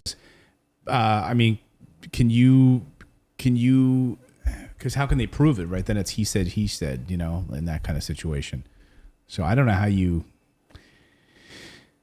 I don't know if they have like the Japanese police. And by the way, a huge percentage of Japan's population is old. Like they have one of the oldest populations in the modern of the industrialized world. So it tends to skew much older. So is there like a lot of old people on Japanese internet like insulting each other that they needed to move to do this? You know what I would do personally is I would just hire a bunch of samurai mods to go around and just go in and bring honor to the conversations. Right. Where's Akira Kurosawa when you need him? We're going to talk about Canada in a moment. We're going to talk about Justin Trudeau and the unbelievable move of the Canadian Parliament in just a moment and a clampdown on freedoms there. And we're also going to talk about Rwanda and what the United Kingdom is doing with refugees and talk about a double standard. But first, I quickly want to tell you about our friends over at Stamps.com. When you're running a small business, every second counts. You can't afford to waste a single moment. Why in the world would you want to go to the post office and stand in line? Are you crazy? You shouldn't want to do that. Instead, Stamps.com makes mailing and shipping quick, easy, and cost-effective. For more than 20 years, Stamps.com has been indispensable for over 1 million businesses. Saves you time, money, and stress. They give you access to all of the post office and UPS shipping services that you need right from your computer. And see that thing at the top of the screen when you type in the word redacted and you hit submit with the little microphone icon? You're going to get a free digital scale and free postage and a 4-week free trial. No long-term commitments or contracts. When you go to Stamps.com and you click that microphone at the top of the page and you enter that code redacted, that's how you get to be able to mail and ship right from home. All you need is your regular computer and a printer, no special supplies or equipment. You're up and running in minutes, printing official postage for any letter, any package, anywhere you want to send. Plus, Stamps.com seamlessly works with Shopify, Amazon, Etsy, eBay, and more. So whether you're an office sending invoices, or you're an Etsy shop sending your products, or a warehouse shipping out orders, Stamps.com is your mailing and shipping solution. So again, Go to stamps.com, click on that microphone icon at the top, type in the code REDACTED for a special offer. You'll get 4-week free trial plus free postage and a digital scale. No long-term commitments or contracts. So our thanks to stamps.com for supporting independent journalism and what we do here at Redacted. All right, so we're going to talk about what's going on in Canada, and we're going to talk about what's happening in the United Kingdom. We're like going around the globe today. We hit Japan, we talked Mexico, we talked Ukraine, we talked the Netherlands. So don't anyone tell me that we don't cover the world here. I heard someone the other day said, you do a lot of United States-based news. Well, I am American, but I think we do try to cover a really good chunk of news from around the world that the mainstream media largely ignores or they paint with a certain brush. So our goal here is to bring you the truth. All right, let's talk about this. In Canada, north of the border, to our good dictator up there, Justin Trudeau. His government, Justin Trudeau's government, is doing it again, clamping down on personal freedoms, and now they are fast-tracking their big censorship bill. So here's how the CBC News put it. They put it this, and they said that Liberals attempt to rush through Canada's draconian online streaming bill that hurts indie voices. Now, this is Reclaim the Net that published this. Independent creators will be suppressed in order to boost mainstream broadcasters. Now, if you don't think that this will seriously curtail free speech, you're dead wrong. Here's how the CBC puts it in their headline. Take a look at this. Your free speech is at risk with Ottawa's push to regulate online content, experts warn. So let's go deeper on this. Now, Professor Michael Geist is one of the better critical thinkers on this subject. He's a lawyer in Canada. He just wrote a great piece on his blog. Here's Professor Michael Geist. Let me pull this up here. Oh, yeah, there it is. And what he says is, so let's kind of go through this. So basically, they're rushing through this censorship bill, and they had a vote on it. I watched some of the debate yesterday in the committee, and it was really stunning. Because what they did was, with roughly 170 amendments proposed by 5 parties, there was only time for a fraction of the amendments to be reviewed. Instead, once the government-imposed deadline arrived at 9 p.m., the committee moved to voting on the remaining proposed amendments without any debate, discussion, questions for department officials, or public disclosure of what was even being voted on. Does that sound a lot like the United States? When we try to we rush stuff through so no one can read it, no one sees what's in it. There's no debate on it at all. Here's a 6,000-page bill, and we're going to vote on it in the morning. Yeah, we don't have any idea what's in it. The voting ran past midnight, with the public left with little idea of what was in or out of the bill. The updated bill will be posted in the next day or so. Oh, good. And then Michael Geist goes on to say, this sham process notably excluded debate on many of the proposed amendments on regulating user content. The issue arose about 30 minutes before the 9 p.m. deadline, resulting in some discussion on a Green Party amendment to clearly remove user-generated content from the bill. That debate, though, was cut short, where the chair moved directly to voting on amendments. So think about this. Creators in Canada, right? This is what's going to happen. Just imagine the front page of YouTube. For all of you that use YouTube and you log into YouTube, and because you watch certain videos, you've created your own sort of algorithm within YouTube, right? Content is suggested to you based on you, right? It's YouTube. And so that's how the algorithm works. Now, if Canada gets its way and Justin Trudeau's government gets its way, what you will see when you log into YouTube is whatever content they want you to see, and sort of no personal curation of social media content. And it's absolutely terrifying. This is this is the slippery slope that we've been hearing about from some leaders, right? This idea that democracy is slipping away from us. Where have I heard that before? Oh yeah, I've heard it from this guy. We've come to a moment that, quite frankly, we've seen coming over the past years. And we've talked about it in the news, not just about Ukraine, but about democracies around the world, that we see a bit of a slippage in our democracies. Countries turning towards slightly more authoritarian leaders. Countries allowing increasing misinformation and disinformation to be shared on social media, turning people against the values and the principles of democracy. He just contradicted himself. Yeah, exactly. He literally just contradicted himself in that same exact sentence. Right. A bit of a slippage. We've seen this, frankly. Where are we seeing this? Describe the contradiction. Well, so he's saying that, democracy is at risk and the freedom and all that is at risk, and disinformation is being spread. It's like, wait a minute. You're talking about freedom and democracy, yet that doesn't, like, free speech is a big proponent of that, and you're just calling for limited free speech. Right. Yeah, only what the government allows you to hear, allows you to see. So I want to Which is authoritarian. So I want to go back to this Michael Geist law post out of Canada. The Liberal government was elected on a platform that emphasized good governance, transparency, and consultation. This hearing was a firm rejection of those principles.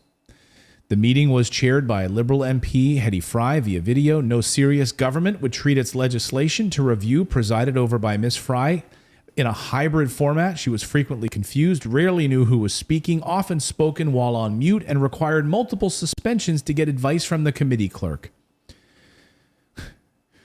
This is how they're passing, like, internet censorship regulation in Canada. They literally have no freaking clue what they're doing. And Justin Trudeau is pushing this through, and speedily, hoping that no one will notice. We saw what they did during the trucker convoy. We saw what they did to censor speech during the trucker convoy. We saw what they did by taking down posts on social media in Canada. We saw what they did taking people's bank accounts. So you want to talk about slippage? But the betrayal of... How is this, like... I'm so curious how this has become so global. Like, how are so many governments getting on board with this same thing? Like, it seems like it honestly seems like when the pandemic started, that this is the slope that was created, and it's like all of a sudden the world leaders converged, and now they're on they have the same agenda. I mean, doesn't it feel like that to you? It does, because it's true. And I've covered it here on the show in some videos I've released recently on the World Economic Forum and the WEF.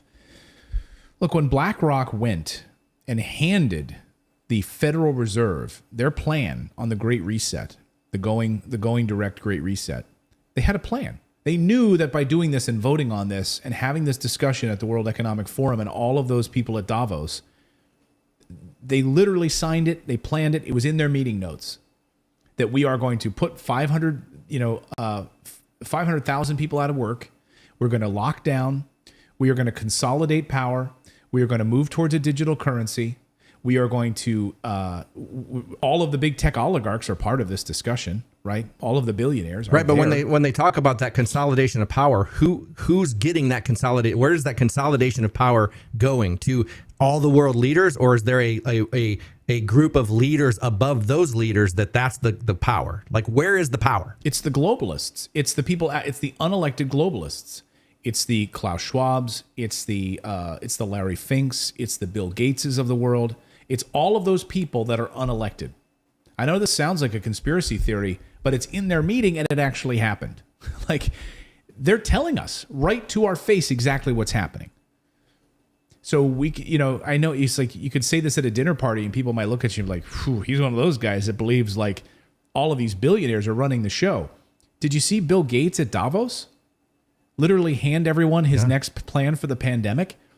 They literally were having a meeting in August of 2019 about COVID 4 months before any person in the world heard about COVID. How are they having a meeting about it before we even hear about it? Explain that one to me. So I know it sounds conspiratorial, but it's freaking true. And so what do they want? They want to take away property rights. They want a consolidation of power. One of the big things that Catherine Austin Fitts writes about, who used to work at HUD, she got fired because she stood up to this in the government. She talks about property, and she talks about the electric grid, And why they want to take over the electric grid, because why they want consolidation of the electric grid, because of power, of electricity, and of digital currency. That's why they want to control that. They also want to take away personal property rights. They want... Well, and also think about that. Think about it. How BlackRock buying up all this real estate and all of these things plays right into that hand. And Bill Gates buying up all of the farmland in the United States. So again, why is Bill Gates owning every piece of, like, every available farmland in the United States? I don't know, you tell me. Why is a guy who literally was hanging out on, you know whose island, able to literally be invited to Davos and to hand his pandemic preparedness plan in place? Just ask yourself these questions. I mean, it's crazy, but it's happening. So there's a reason that this is happening globally. It's a reason that all these people get together at Davos and Bilderberg in Washington, and then these things are implemented later. Like those public meetings are just sort of public. All the real meetings happen behind closed doors. And all of these things are unfolding right now. And we're heading really into phase 2 of this. And the World Economic Forum, it's really, really troubling. And again, we see this with the WHO, don't we? The United States is willing to thank Africa. We covered this on the show. Thank Africa for standing up and saying no. And Brazil, we're not going to hand over our sovereignty to the World Health Organization to tell us what to do in the event of a pandemic, that they will take consolidation of currency under one world currency, world digital currency. We'll control everything at the World Health Organization. So the United States will cede power to these globalists. Well, and I'm not a Trump fan. I just want to preface this with that, because I am no Trump fan whatsoever. But didn't he want to pull out of the WHO? Didn't he want nothing to do with it? Yeah, and he also didn't want to fund it. Why are we funding more of it than anybody else, right? But that didn't happen, right? Instead, we went the opposite direction. And the thing is, he can try all he wants, but he's up against a Republican Party that's as cohesive as the Democrats. They're corrupt parties. So he could be a voice kind of floating around in the Republican Party, but he's still dealing with the Mitch McConnells of the world. He's still dealing with the entrenched, these entrenched politicians, and he's still dealing with the deep state, right? So it doesn't matter. You're there for 4 years. It doesn't matter. We know you're here. We're gonna kick you out. Well, and it's just like anything else. We realize that our presidents really don't have that much power. It's kind of like, I saw an article the other day and I thought it was hilarious. They said the things that the queen is not allowed to do. And I was like, things she's not allowed to do? She's the queen. You actually, so there's these people that are actually the power. It's like the queen can only do so much. And then it's like, no, queen, sorry, we got this. And it's the same with the president. It's like, no, sir, you're out of your element. We got this. Yeah. Well, famously, you even had to look at UFOs and stuff like that, and we can go down a whole rabbit hole on that. But Vermont Senator Patrick Leahy specifically was asking about the secret hangars at Wright-Patterson Air Force Base and the UFO and wreckage and UFO materials that are kept in Ohio, right? He was asking a general about this, and the general said, "Don't you ever ask that question again. Don't you ever ask that question again." So you have a general telling a sitting U.S. senator to never ask that question again. He was told you're not on a need-to-know basis. Even Bill Clinton was told that he was not on a need-to-know basis. The president of the United States. There's multiple levels above the presidency on need-to-know levels, because they know he's only there for 4 years or 8 years. That's it. There's way higher levels of need-to-know that the presidency is in the middle. Isn't that amazing? So what you're saying is there are things that are unknown, and there's things that are known, and there's unknown things that are unknown, which means that they're not known, that we know there's an unknown. Exactly. Nothing makes sense. This city is headed for a disaster of biblical proportion. Exactly. So this pile of news means we've got more news to get to. I want to get to one more big story here. So let's do that. I want to talk about Rwanda, and I want to talk about the hypocrisy over the refugee crisis in Ukraine when you compare it to other conflicts. So this happened last night, where UK cancels first flight to deport asylum seekers to Rwanda. Okay, so what's going on here? Well, the United Kingdom was all set to start deporting asylum seekers to Rwanda, but the first plane did not take off as scheduled. Here it is sitting on the tarmac and wouldn't go. It was supposed to leave with refugees on board to fly to Rwanda. The flight was canceled after the European Court of Human Rights intervened. Earlier this year, Britain enthusiastically announced that it would start sending any refugees, not just a specific group of refugees, but any refugees. They're going to send them to Rwanda, where they would be cared for due to support from the UK government. The government was thrilled about this plan, but human rights groups weren't. The Church of England would call the policy immoral, and even Prince Charles spoke out about it and called it. And the royals are not, supposed to ring in on politics at all, right? That's carried out by Parliament, right? So there's a huge double standard here, and here's the double standard. Britain has seen a massive influx of refugees from Syria, Afghanistan, Sudan, Iraq, and Yemen. Okay, and just bear in mind that Britain has largely been responsible for helping and aiding in bombing most of these countries, right? I mean, just look at Tony Blair's involvement in Iraq, right? Afghanistan, Sudan, Syria, Yemen. So NATO allies supporting bombing of these countries, these proxy wars that the United States and NATO put on for years and years and years. So we disrupt, we destroy these countries, we destroy their economy, we freeze people's bank accounts. Just look what's happening in Syria right now. So these people are forced out of their homes. They flee across the border. They set up tents. They try to make their way to a civilized world if they can. So they tried to get into Britain. They have. So the government says, okay, instead of helping you here, what we're going to do is we're going to ship you off to Rwanda. Okay, why Rwanda, by the way?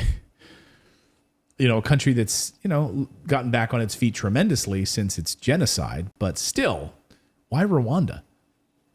But it doesn't seem to have a problem, though, when Ukrainian refugees have arrived in England.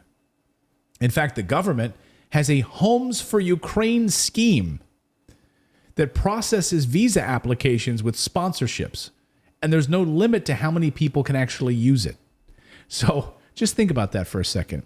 We bomb and destroy your country in Iraq, in Afghanistan, in Yemen, in Syria, in Sudan, and the list is endless, right? Somalia, I'm running out of paper how many countries we destroy. And when I say we, I mean the collective West, because there's really no daylight between the Boris Johnson government and the Biden government. There's really no difference at all. Nothing at all. In fact, if anything, the Boris Johnson government is probably more involved in Ukraine than even the United States is. So we bomb the crap out of your countries. You come then to live in our country because, after all, we bombed yours. And now we're going to ship you out to Rwanda. But if you're from Ukraine, we have a home for you. And we have a fast-track visa program. And some money also. And free college. So that's how that's the difference. Now, according to the UK's own website on this program, there will be no limit or cap on the sponsorship route for Ukrainians. So the UK will welcome as many Ukrainians as they wish to come and for whom there are sponsors. Come live with us. This is a huge humanitarian crisis, and we're urging the British public to come forward and help where they can, the British government says on its website. Hail Hydra. So if you are from any of these other countries, we're sending you to Rwanda. Now, if we go by the numbers, the humanitarian crisis in the aforementioned countries is a bigger humanitarian crisis than the one in Ukraine. By a landslide is Afghanistan. By a landslide is Yemen and Syria. We had Kevork Almasian, who is in Syria. He reports he's an independent journalist for the Syriana Analysis. We have an interview with him coming out this weekend, so you got to make sure you subscribe to our redacted.inc channel. That's our website, so you'll get access to this a day early if you are a member.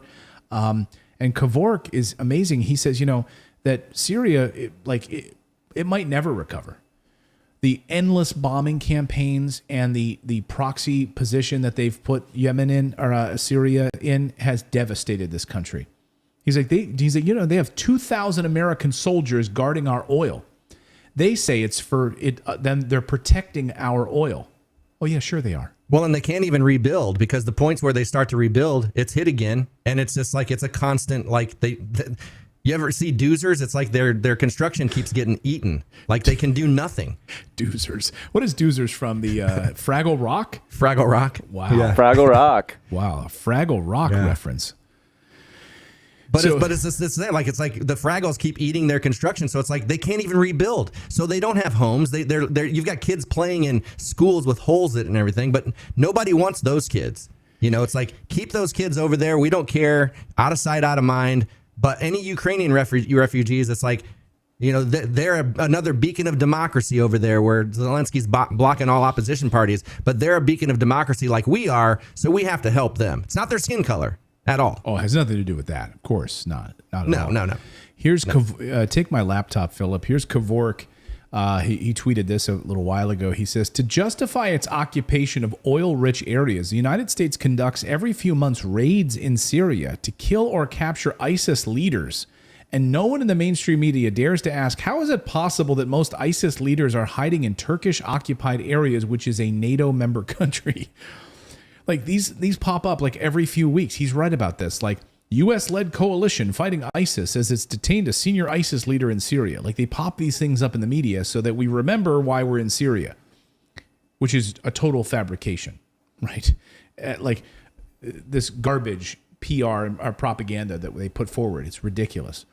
So again, no one's asking this question about the humanitarian crisis in all of these other countries. And all of these other people have been waiting for visas for years.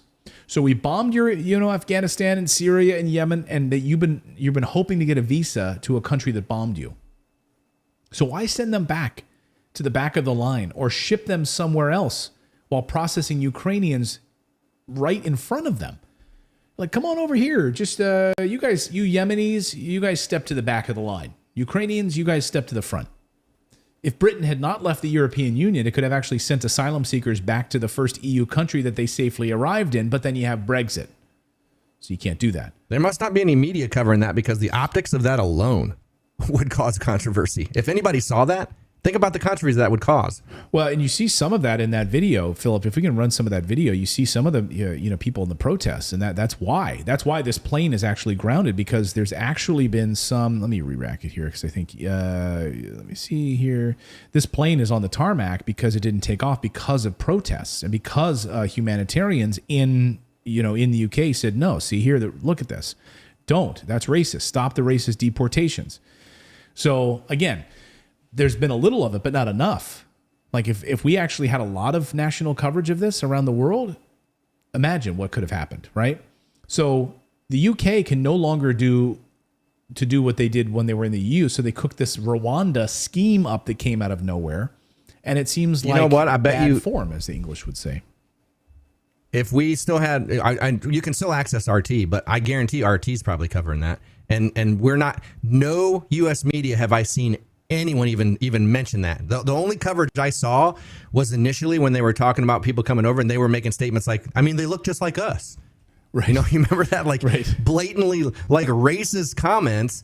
And then it's like, boom, no more coverage. Like, yeah. we shouldn't have said it like that. No more coverage on that, guys. Well, I want to throw in a couple of things here. One is along with what Clayton was saying with giving visas out. Like when you look at Afghanistan, we won't even give visas to the people that helped, like the translators and things, that while we were in Afghanistan. So we won't, like when we left, we wouldn't get anybody else out. They're still on these like insane waiting lists with all of these hoops they have to jump through that they can't do because we don't have anybody there to help them out.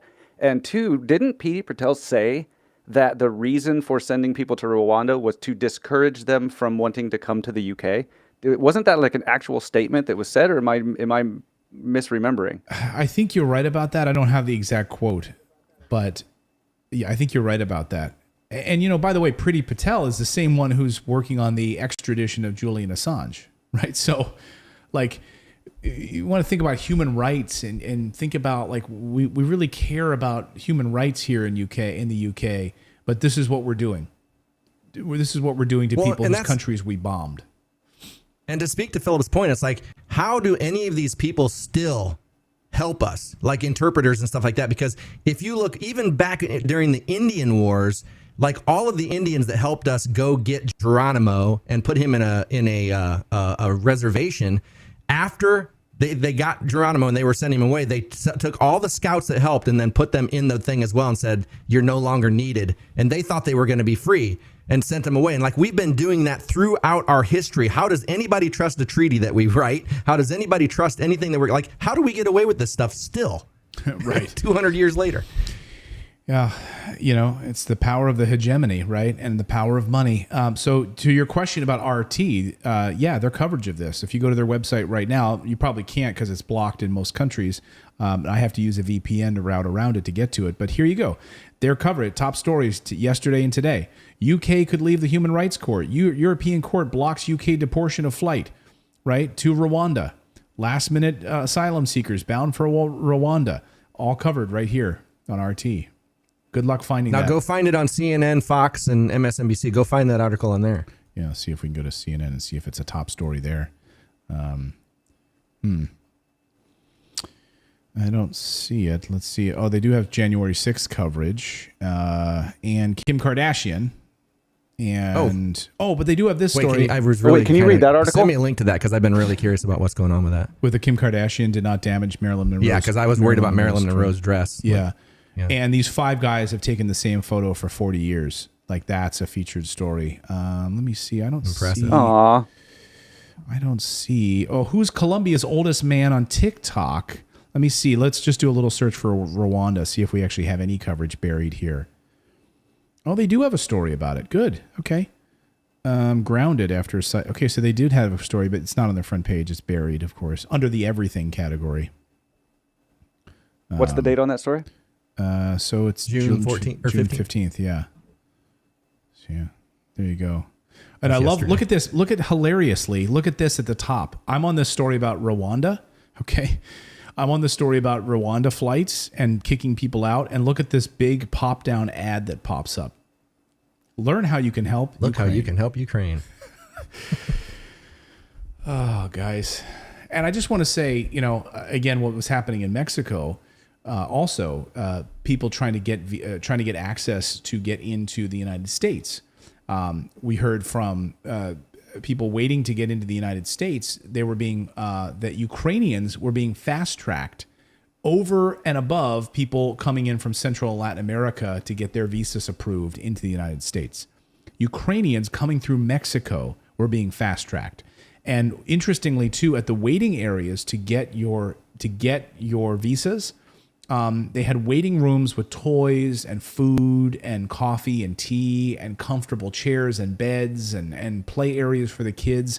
But if you were in the Central American bucket or South American bucket trying to get into the United States, it was like not even working bathrooms, squalid conditions, none of that stuff. They literally set up better like building structures and fast tracking visa programs for Ukrainians coming into the United States than the people who had been waiting weeks and weeks and weeks to get in from Central and Latin America. Well, and I put in a request. There's an app called Thumbtack where you can hire people locally to do things. And I wanted to get some help when I first got back from surgery because after Philip had left, I was like, I still need kind of help like doing dishes and kind of keeping things tidy around here because I can't really lift much. So I reached out on this Thumbtack app and I had a lady contact me. She said, there's a bunch of Ukrainian refugees here that we can hire from it. And then I got a message from a thing called Community of Ukraine, and they were like negotiating with me on a price, but they were supposedly Ukrainian refugees here to work, and they were like a minimum $20 an hour. I didn't end up hiring anybody from that, but I was kind of shocked that they're saying there's a whole community of Ukrainian refugees here in Ridgefield. That's crazy. Yeah, well, I'm not surprised. And I'm like 30 minutes outside of Portland, like in a small town. That's amazing. Well, that's your UK refugee story. So guys, please subscribe to the channel. Really, really helpful. And make sure you smash that like button. Tomorrow, and I really want you to go over to redacted.inc because I have a sit-down interview that we're releasing first on our Redacted community. So we're releasing it early to our Redacted members at redacted.inc. My interview with Kevork Almasian, who has been in the Donbass region. He's covering Syria. He's covering Ukraine. He's an excellent journalist. And so we sit down and have a deep discussion about Syria, about the proxy war there, and in Ukraine, and what he's seeing on the ground in those regions. Really, really eye-opening interview. So I want you to see that. You can see that early if you become a channel member at redacted.inc. Sign up and become a community member over there. Very, very important to do that. And also on Fridays at 1 o'clock, I do a members only stream over there. And we don't have it set up yet because there weren't very many people on, but I'm going to be working on getting pet photos and stuff. For those of you that still enjoyed pet photos and all that, I will be doing that as soon as we get that set up. So that also will be on redacted.inc only exclusively. It doesn't go to Rumble or YouTube or anything. So cool. Head over and get it. Yeah, we used to do Pet Photos Friday when we had our Morning Invest show in the mornings, but we haven't been able to really do it here. And people would lose their minds when we didn't do it. I know. Grover was pissed too. But first, before we get out of here, I want to do some super chats and get any super chat questions you have here, any chat questions you have, we can talk about this before we wrap things up for tonight. But I do want to tell you how you can get up to $25,000 in free stocks right now before the end of June. And one free stock from Lucid. So our friends over at Moomoo, they are a Chinese-based company. And they are an exchange that goes up against some of the big exchanges out there. And they have all sorts of features and things that these other exchanges that you might have heard about, like the Robinhoods of the world and those other companies. They have all sorts of bells and whistles and additional things that you won't get from those other exchanges. So if you want to invest in crypto or the stock market, and you want to get free level 2 data, and you want to get access to invest in the Hong Kong stock market. By the way, the Hong Kong stock market up 35% when you compare it to what's going on in the United States right now. So you can invest in Hong Kong, US, or Canadian markets. You can with one account. You can do that. You can support odd lot trading. It supports the Hong Kong stock trading. Has unified buying power. They have full platform coverage, So, for instance, like Warren Buffett, here's an example, right? Warren Buffett, he bought shares of BYD, which is a battery maker, right, that supplies batteries to Tesla. And so BYD shares rose on Wednesday after the Chinese electric vehicle maker said it was preparing to supply batteries to Tesla. And a Hong Kong list, you can do that on the Hong Kong Stock Exchange. It's rose 2.79 on Wednesday. So again, there's a lot of things that you can take advantage of on Moomoo that you can't get in other places. But you can get up to 10 free stocks plus an additional stock. That's 11 stocks valued up to $25,000. So when you open your account, you get some free stocks, and then you have to make a deposit and you get the additional free stocks. But even if you never do anything else with this account, even if you just open the account and you get all these free stocks, great. Then you get free money. And then you could sell the stocks and it just sits in your account as cash, and you can do whatever you want with it. You can buy other stocks, you can invest in companies you believe in, or you can just keep it in the account, right? But it's free money just for opening an account. I mean, you can't beat that. And it's much bigger. And a lot of these exchanges will do that, right, over the years, like Robinhood did that, and other companies will do that. But Moomoo has way more, giving you way more money for opening an account. So why not take advantage of that? I'm a huge fan of their platform. I love the clean, easy to use app on my Mac and on my iPhone. Really, really great to do. So again, here's the website. It's redacted.inc/Moomoo. You have to use that URL to get those 11 free stocks. That's redacted.inc/Moomoo. MOOMOO. My daughter loves that name. She's like, I love that name, Moomoo. Yes, you won't forget it. Moomoo. Redacted.inc/Moomoo is how you have to use that URL. And that lets them know that you came from us, and they support our show. They support what we're doing here. They love our show over there. By the way, they love our show because we've been covering China. We've been covering the truth in China, by the way, and what's been happening there. My interview with Vanessa Beeley specifically. So go check out that interview. It's, might surprise people who've been swallowing the Western narrative of what's happening in China. So go check out that interview. All right, let's check some super chats here before we get out of here. All right. We got 2 from Mark Hill. There will be no 2024 elections. Martial law, best source of newsworthy content on air. Thank you so much. Thank you so much. Thank you. Thank you. It said Mr. Mark Hill. Mahfood, $5. Super chat sticker. Jamilia Asfu. These U.S. leaders are becoming junk. Thank you guys for holding them accountable. Our pleasure. Yeah, we don't have any dog in this fight. I mean, David and I are both independent. I think Philip's an independent too. Like, I think both of these parties are corrupt. And that's why we absolutely need a third party. But good luck for that happening. We'll see. Well, it's like, I like Bill Maher, like what he said. He's like, I've been the same exact liberal that I've been for like 20 years. You guys have all moved left. Like, the parties are continually like moving further right and further left, and it's like they've just like completely met in the middle. Like they're just like meeting up with each other. And I'm like single issue. Like there's some issues I'm more conservative, some issues I'm more on the social side. Like it's just, and everybody's like, I don't know. It's just like people just want to fight over single issues, and we're so divided. It's crazy. Oh, Natalie's here in the chat. She says, "You're still here?" Emily Watson says, "I miss Natalie. She's like a ray of sunshine." Hopefully you had fun with your book reading. Yeah. Delmonte Green Beans, hashtag reparations. Taro Man Harris with a super sticker. Thank you. BCN rebelled. Pirates, aka UK government, zero hands off Assange. Pretty pathetic. Yeah, it's gonna be interesting to see what happens with Assange. I'm just, especially if I agree. Delmonte Green Beans with a $20 super chat. Ukrainians get everything, while the people who built this country get pushed into slavery again through prisons. Reparations. Hashtag reparations. Emily W. with a $20 super sticker. Thank you so much. And let me refresh here because I think that's all of them. Yes, that is all of them. Thank you, guys. Chip Walker says Max Blumenthal should run for president. I would love that. The problem is, though, I'd vote for him. We don't elect people like Max Blumenthal. We don't elect people that are like, he's not magnanimous. He's not like, we're gonna go to the East Coast and the West Coast and come on. Like Max is like a calm guy, just a thinker, right? We don't. Well, and we've also learned that the only way you can become president is if you buy it. Yeah. And he can't afford to buy it. Well, he'd also have to take millions of dollars in campaign money, right? He's not wealthy. I mean, I don't know. Maybe he is. I don't know. But he'd have to take millions. Not wealthy. He'd have to take millions of dollars from special interests, right? Sadly, and just that's where we're at. People saying, "Oh, Jimmy Dore 20." Yeah, no, he's not wealthy. I've seen the microphone he uses on his lives. I'm just kidding. Love you, Max. I will tell Max. Yeah, we're trying to. Yeah. I mean, he's an amazing journalist, and he is.